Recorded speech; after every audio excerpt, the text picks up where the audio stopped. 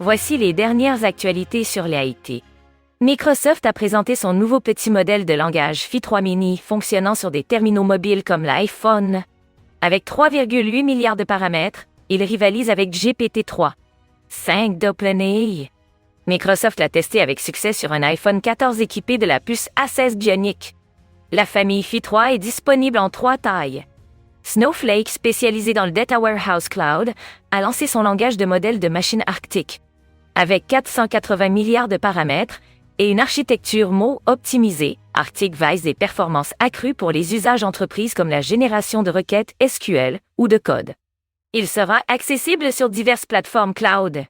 La startup Flexé a levé 28,5 millions d'euros pour optimiser l'accès au calcul des workloads IA sur différentes plateformes.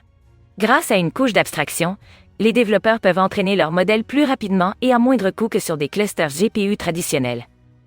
Selon des enquêtes, environ 80% des jeunes de 16-25 ans utilisent régulièrement des plateformes d'IA comme ChatGPT pour leurs études.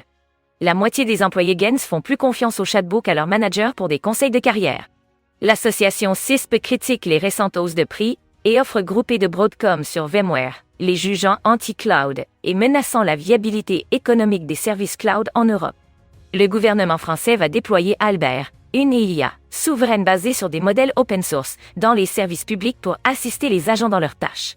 IBM négocierait le rachat de HashiCorp, éditeur de solutions d'infrastructure, as a code et de sécurité, pour plus de 5 milliards de dollars.